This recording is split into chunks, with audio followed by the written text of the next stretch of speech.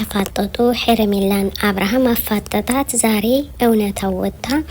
እንግዲህ አብርሃም መነጽሩን ለብሶ ሄረሜላን ምን እንደሚያደርግ እያያችሁ ነው። ደቢ ለሄረሜላ ቁማልኝ ለእህቱ ግን በጥያቄ አፋጠጠው። ሰበር ዜና። አሰላሙ አሌይኩም ወረህመቱላሂ ወበረካቱ። ውድና የተከበራችሁ የክሩ የክሪሲ ቤተሰቦች እንደምን አላችሁልን? እንደተለመደው ሸር ላይክ እያደረጉ ቤተሰብ የሆኑ ካልደፈረሰ አይጠራም። አብርሃም ታደሰ መነጽሩን ለብሶ ዛሬ እንግዲህ ምላሽ እየሰጠ ይገኛል። እውነታውን ተናግሯል። እየተከራከረ ያለው ሄረሜላን አፋጦ ዛሬም እንደያዛት ይታያል ማለት ነው። ደቢን ለምን አፋጠጠው? አብርሃም መነጽሩን ለብሶ እየተንቀባረረ ሄረሜላን እንደማይፈልጋትና ከህይወቱ እንድትወጣ ገልጾ ባይናገርም እየተናገረ ይገኛል። ከዚህ ላይ ለምን ሄረሜላ ማወቅና መገንዘብ ለምን አቃታት? እና አብርሃም እውነታውን ተናግሯል፣ እርምጃውን ተናግሯል።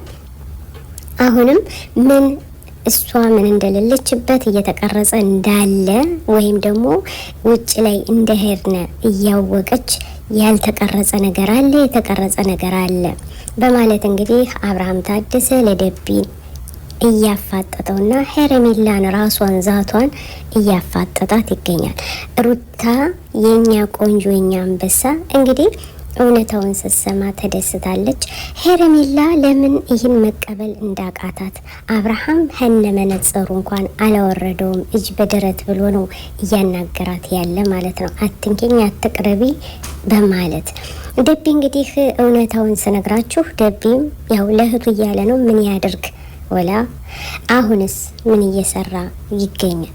እውነት ለመናገር በጣም ህዝቡን ያስቆጣው ያናደደው የዚህ ቪዲዮ ብዙ ነገር ትማሩበታላችሁ ብዬ ተስፋለኝ ውዶቼ። አብርሃም እውነታውን እየተናገረ ነው። በቃኝ፣ ተይኝ፣ ልጄን ላሳድግ ከሚስቴ ጋር ከልጄ ጋር እባካችሁ ሁሉን ነገር አይቻለሁ።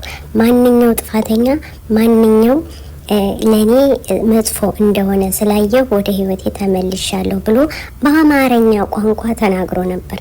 ግን ሄረሜላ አልሰማችም። ሸር ላይክ እያደረጉ ቤተሰብ የሆኑ ሄረሜላና አብርሃም ተለያዩ።